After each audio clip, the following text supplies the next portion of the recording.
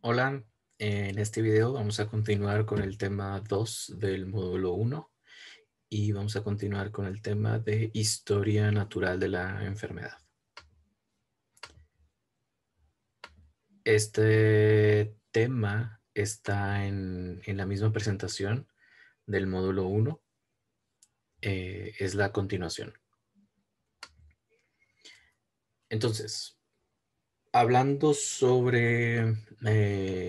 hablado ya sobre la relación que hay entre agente, huésped, medio ambiente y la definición que salud incluye una cuestión física, social, psicológica, vamos a ver ahora sobre la enfermedad, el origen, el desarrollo y la conclusión de una enfermedad desde un punto de vista teórico.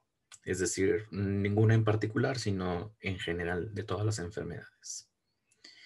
Y bueno, como el nombre lo sugiere, es una historia, ¿verdad? Y las historias tienen un inicio, tienen un planteamiento, un desarrollo y un final.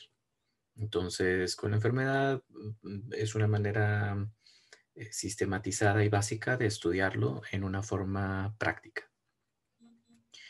Entonces, vamos a empezar primero estudiando y analizando un diagrama sencillo a como te lo presento aquí. Vamos a ver en una línea del tiempo en donde tenemos un origen del lado izquierdo y digamos el final del lado derecho. Y la primera parte, vamos a llamarle esto, es el estado normal, ¿no? O el estado o la etapa de susceptibilidad. Eh, la palabra susceptibilidad te sugiere que estás como expuesto o como en riesgo, por así decirlo, ¿no? Pero para términos prácticos y sencillos, aquí en esta etapa estamos como en una vida normal, en una vida más o menos estable, ¿sí? No estamos expuestos todavía a una enfermedad. ¿Por qué? Porque el límite entre esta etapa y la que sigue es precisamente la exposición. Si ya estamos expuestos a un virus, un parásito, a cualquier agente, de acuerdo a la triada ecológica, una vez que ya estamos expuestos a ese agente, entonces pasamos a la etapa de enfermedad subclínica. Y esta etapa, como el nombre lo sugiere, es antes de la parte clínica. Es decir, en el cuerpo empiezan a haber cambios ya.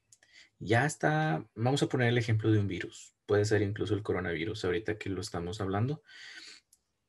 Tú te expones al coronavirus, el coronavirus entra a tu cuerpo y el cuerpo ya empieza a reaccionar. Todavía no hay síntomas, pero el cuerpo ya empieza a tener reacciones, ya lo identifica, la respuesta inmune ya se activa. Sin embargo, todavía en esta etapa no se presentan síntomas. Este La presencia de los síntomas es más bien la división entre una etapa subclínica y una etapa clínica. Clínica básicamente quiere decir que ya existe manifestación en el cuerpo, que el paciente dice tengo fiebre, que la persona dice tengo tos, tengo estornudos, tengo escalofríos, no estoy durmiendo bien, se me quita el hambre, tengo, en las noches estoy sudando frío, vómito, lo que sea. ¿Sí? Y es aquí en esta etapa clínica, obviamente, cuando la persona dice, ok, algo me pasa, algo tengo mal, es aquí normalmente cuando se hace un diagnóstico, es cuando la persona por fin se da cuenta o por fin acepta ir a consulta y aquí es en donde normalmente dices, ah, bueno, pues sí, hay que hacer un examen de laboratorio o, o un examen de sangre o lo que sea, o simplemente por los puros síntomas, el doctor puede definir, mm, es probable que sea esto. Entonces aquí es en esta etapa donde se hace un diagnóstico. ¿Y qué pasa? Bueno, entonces ya que tienes el diagnóstico, pues hay tres salidas. Uno es la recuperación, por decir si es una gripa normal. Entre 7 días después, con o sin tratamiento, va a haber una recuperación completa. Si es una infección por bacteria, bueno, pues habrá que dar un antibiótico y entre 7 y 14 días después va a haber una recuperación completa.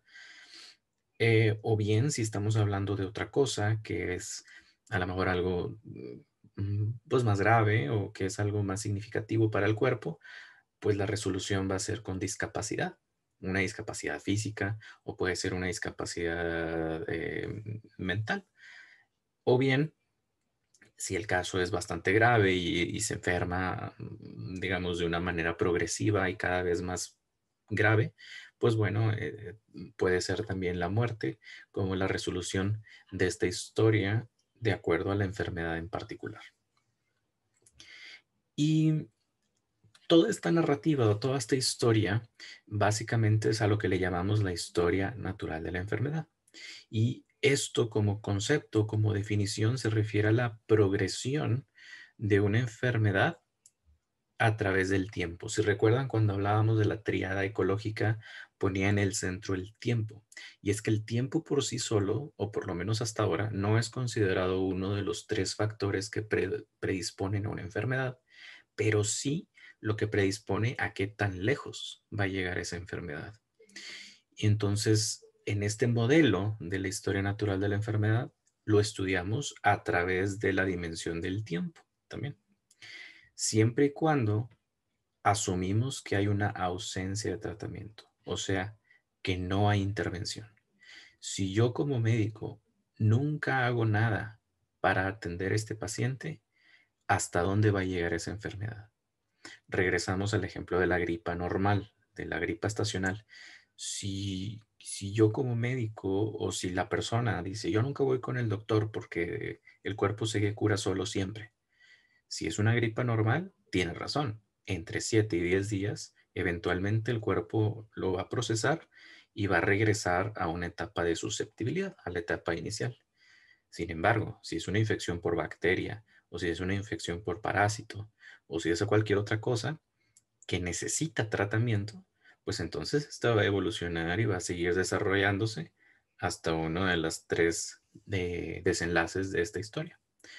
Entonces, asumiendo que yo no intervengo, ¿qué es lo que pasa con esta enfermedad? ¿Cuál es la historia completa de esta enfermedad? Y eso es lo que se le llama historia natural de la enfermedad. ¿Sí? Entonces, aquí al final es, bueno, el propósito de saber todo esto es para saber cómo intervenir, ¿verdad? Obviamente, como médico o como personas, pues uno interviene, quiere intervenir, pues para que la enfermedad no avance hasta un desenlace negativo. Entonces, queremos tomar medidas preventivas, o sea, para evitar que suceda, en primer lugar, o terapéuticas, que es como tratamiento, ¿verdad? Tú intervienes para curar. Entonces, evitar o curar.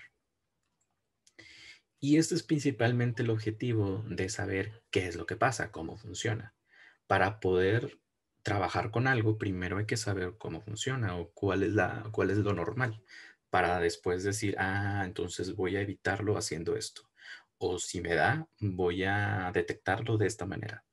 O si ya lo tengo y está bastante grave, bueno, ¿cómo le hago pues para mantenerme vivo, ¿verdad? Si ya no lo evité, bueno, ¿cómo le hago para mantener la vida, eh, la calidad de vida, ¿verdad? Pues sí, la salud o evitar el dolor principalmente. Y aquí entonces, bueno, en las medidas preventivas hablamos de tres tipos de prevención. Prevención primaria, secundaria y terciaria. En la prevención primaria, aquí como viene en el texto, básicamente la palabra clave es antes de la enfermedad, ¿verdad?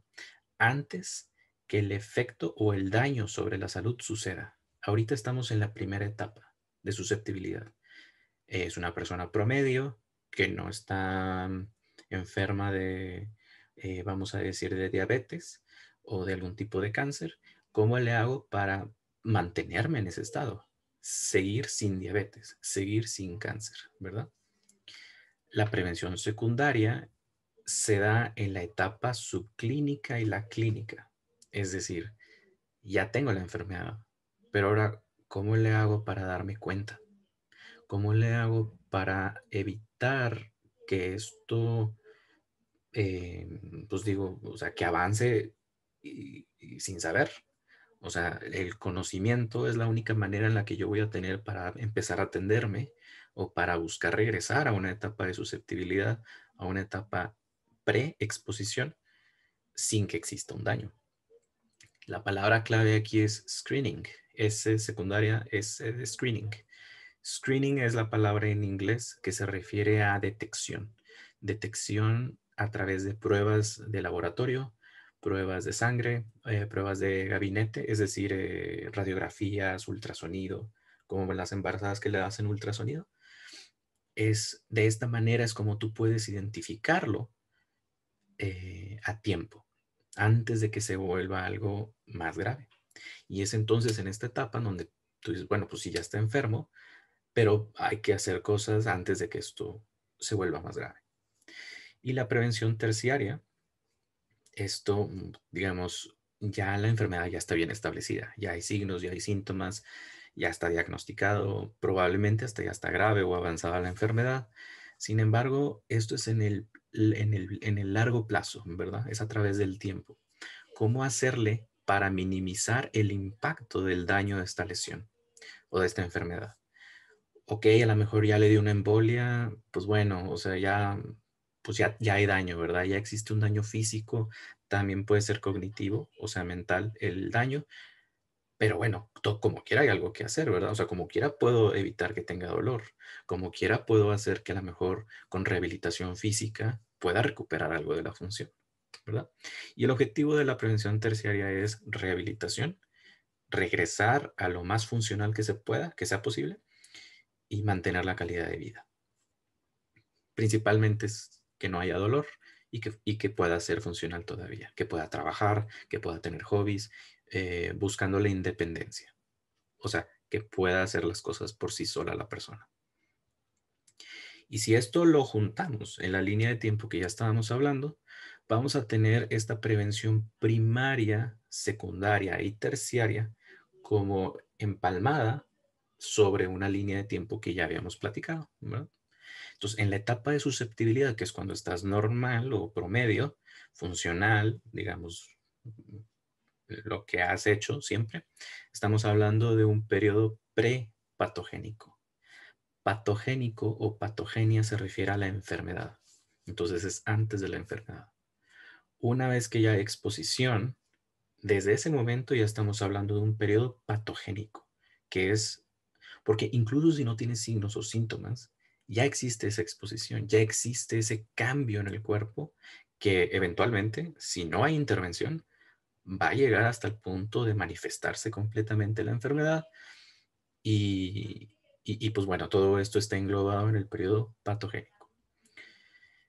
Y bueno, aquí los colores los pongo a propósito. Los colores hacen referencia a la prevención primaria, secundaria y terciaria, en donde el azul es lo primario, el amarillo es secundario y el rojo es terciario. Entonces, ¿qué pasa? Una vez de que, bueno, ya tenemos la enfermedad puesta, la última etapa, que es la de los, digamos, el resultado, se le llama etapa de resolución. Dependiendo qué pase durante todo este periodo patogénico, dependiendo qué tan temprano se detecte, dependiendo qué tan temprano empecemos a actuar como médicos para tratar, atacar a la enfermedad o recuperar la lesión, hay tres posibles desenlaces, tres posibles resoluciones. Uno es que se recupera la persona, por ejemplo, en la gripa, ¿sí? O sea, después del séptimo, décimo día, la persona sola, poco a poco, va a regresar a como estaba normal. Y eso hablamos de una recuperación. Sin embargo, si es, por ejemplo, una embolia que se da por presión alta, una lesión en el cerebro, pues a lo mejor va a haber una discapacidad. Y esa es la etapa de discapacidad. Lo puse en amarillo porque digamos que como que no hay una recuperación completa, sin embargo, sí salimos de algo crítico, ¿verdad? Y aquí es en donde incluso entra la rehabilitación, las terapias, o aprender ahora a estar en sillas de ruedas, etcétera. Hay muchas medidas, ¿no? Sin embargo, si la enfermedad es grave y el tratamiento o la intervención fue muy tarde, entonces aquí pues vamos a hablar de muerte, ¿verdad? Que esa es la tercera, la más grave obviamente, de las tres posibles resoluciones en cualquier enfermedad, de acuerdo a su historia. Ahora, este diagrama es oficial, vamos a llamarle. El otro es el que yo hice. Este es como el oficial que proponen Liddell y Clark en un libro que se publicó en 1958. Y es, pues digamos, no es la primera vez que se habla de esto, pero es como el momento oficial en donde se empieza a hablar que la prevención es más importante que el curar o que el tratamiento. Porque, como veíamos en la línea de tiempo anterior, curar obviamente es bueno, obviamente es deseable, pero existe un riesgo de que queden secuelas, que quede discapacidad o que quede algún tipo de cosilla por ahí que no te permite regresar 100% como estabas antes. Entonces, de ahí la importancia de la prevención, que quiere decir que puedes mantener por mucho más tiempo un estado funcional completo sin ningún tipo de discapacidad, sin ningún tipo de enfermedad. Ahora, a este diagrama que parece así medio complejo, a propósito yo hice la otra línea. Es como la traducción un poco más clara o más simplificado de lo que viene aquí. Sin embargo, como quiera quise incluir aquí el diagrama y te le empalmé aquí los colores. Entonces, cuando hablamos de la prevención primaria en este diagrama, estamos hablando de este periodo prepatogénico. Si te fijas, aquí está también la triada ecológica, agente, huésped y medio ambiente. Y el punto de cambio es cuando empieza a haber un desequilibrio. Aquí se pierde la homeostasis. Si recuerdas del semestre pasado, la homeostasis es una de las 7 características de los seres vivos. ¿Qué quiere decir el balance? Que te mantienes en un estado no muerto, ¿verdad? O sea, que el cuerpo es capaz de regularse para que no te mueras. Pero cuando hay un factor, un agente o algo en el medio ambiente que pierde la homeostasis, ahí es donde empezamos a hablar de un desequilibrio o una pérdida de la homeostasis. Toda esta parte que te ves aquí en amarillo es a lo que corresponde la etapa de prevención secundaria. Ya hay cambios en el cuerpo. Sin embargo, todavía no hay síntomas. Fíjate que los síntomas están aquí en el centro. Es algo que le llamamos el horizonte clínico. Es lo mismo que en la otra línea, donde le puse ahí inicio de síntomas, es este horizonte clínico. Entonces, a partir de los signos y síntomas, puede existir ya a lo mejor un daño significativo. No todo quiere decir que empieza lentamente. Una embolia, por ejemplo, no avisa. Nada más sucede.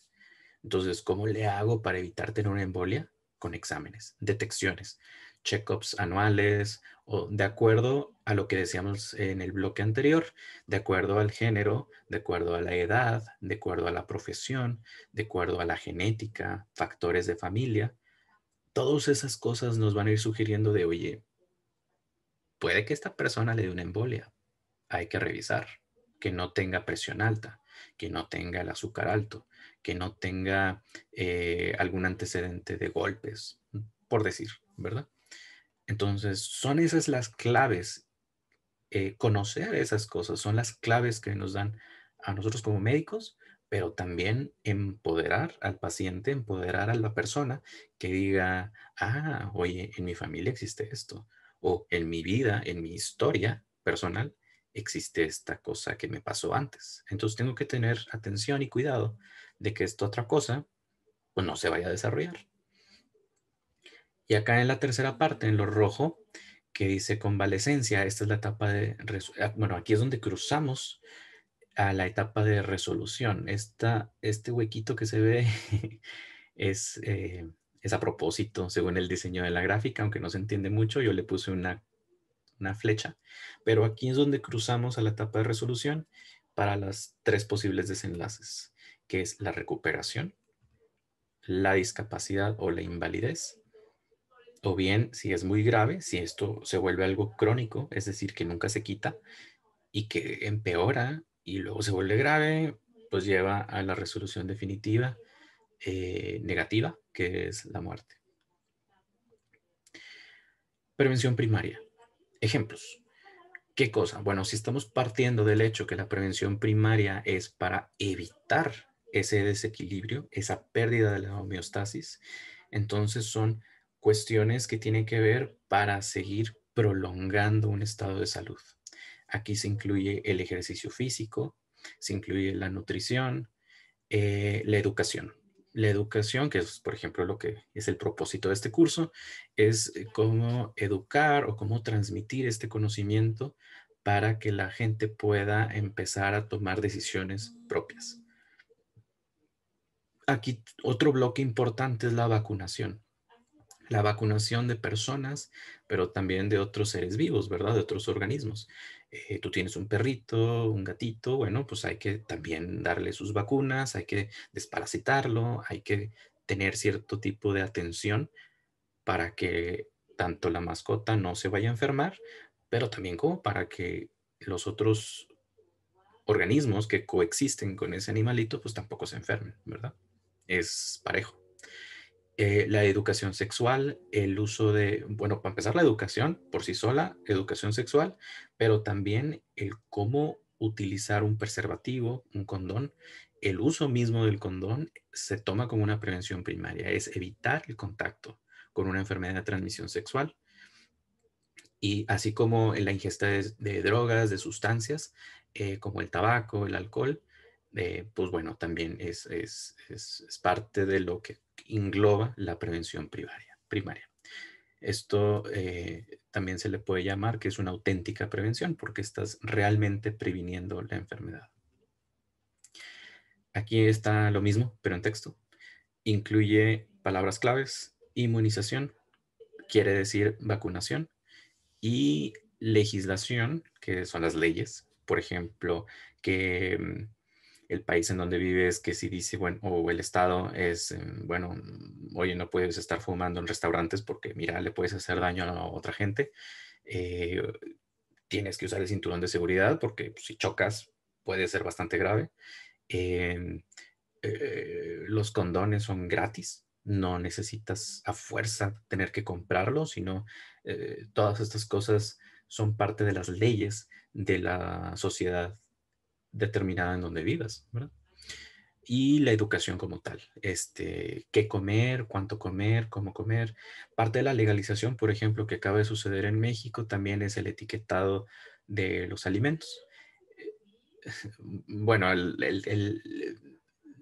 cómo se hace es otro tema, pero el hecho de que existen ciertas leyes y regularizaciones sobre esto, pues tiene que ver con prevención primaria. En la prevención secundaria, una manera sencilla de acordarse es la prevención a tiempo. Es una prevención o identificación de factores de riesgo o cambios en el cuerpo a tiempo, ¿verdad? O sea, antes de que se vuelva algo más grave. Aquí se incluyen prácticamente todos los exámenes de laboratorio, todos los exámenes de imagen, por ejemplo, las radiografías, el check-up de la presión sanguínea. Esto es una presión alta. Después lo vamos a ver cuando vemos sistema cardiovascular o circulatorio. Presión sanguínea, del azúcar, de la diabetes. También las mamografías, Papa Nicolau anual, todos estos tipos de exámenes entran dentro de la prevención secundaria. Y esto es, como palabra clave, es el detectar una enfermedad tan pronto como sea posible. Aquí se incluyen las pruebas sanguíneas, los exámenes de rutina y check-up, pero también modificaciones al estilo de vida después de que ya sucedió algo inicial, antes de que se vuelva peor, ¿verdad? Y la prevención terciaria, esto está incluyendo cosas que cuando, digamos, ya una enfermedad está bien establecida o incluso con daño significativo, todavía hay algo que hacer, ¿verdad? O sea, por más grave que esté la situación, siempre hay algo que hacer. Puede ser quitar el dolor simplemente, o puede ser mantener un estado de paz o de tranquilidad, el mejor que se pueda hacer.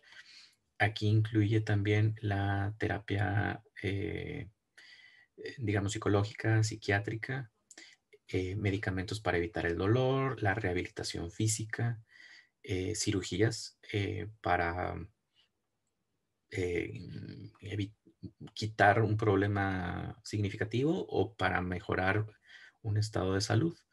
En fin, esto aquí el objetivo es mejorar tanto como sea posible la función y la calidad y la esperanza de vida. ¿Sí? Palabras claves aquí es rehabilitación, incluye rehabilitación física, o sea, si hubo algún tipo de discapacidad, pero también, por ejemplo, personas con depresión, personas que están en una etapa o en un estado de drogadicción, también, ¿sí? Y aquí otro punto importante es grupo de apoyo. Si recuerdan, dentro de la tríada ecológica, un factor importante también es la parte social. Entonces, esto, pues es importante también tenerlo en cuenta, que existe una manera efectiva de mejorar el tratamiento o de mejorar un estado o una calidad de vida a través de grupos de apoyo, independientemente de la situación de salud que se esté dando. O bien puede ser un entrenamiento específico, por ejemplo, si alguien no usaba una silla de ruedas y ahora necesita una silla de ruedas, pues bueno, ¿cómo le hacemos para que no nada más aprenda a usar la silla de ruedas, pero que pueda tener un trabajo, un empleo digno con su silla de ruedas y que pueda pues retomar su vida, ¿verdad? En casos de amputación también es bastante común. Ceguera, pues es un poco más lamentable, pero pues digo, siempre hay algo que hacer, ¿verdad? Pero aquí es importante manejarlo, digo, como médico, es importante manejarlo también con psicología. Eh, Recordemos que el humano no nada más es físico, sino también es psicológico y social. Aquí está lo mismo, pero resumido y en texto, con palabras claves subrayado. Y este es un diagrama también de lo mismo, visualizado de otra forma, en donde se incluyen también como los elementos que corresponden a cada tipo de prevención. Promoción de la salud es educación. Protección específica es dar herramientas para evitar la enfermedad, como por ejemplo una vacuna para el sarampión, una vacuna para la rubiola, una vacuna para la parotiditis, para las paperas, o bien el condón para evitar el VIH, para evitar el herpes, en fin. Prevención secundaria incluye un diagnóstico temprano a través de pruebas y exámenes, un tratamiento oportuno antes de que empeore y limitar la discapacidad si es que ya se empezó a presentar. Y la prevención terciaria específicamente es para la rehabilitación, readaptación de esa persona para tratar de recuperar en lo posible su vida. Y pues bueno, con esto terminamos el segundo tema que corresponde a la historia natural de la enfermedad.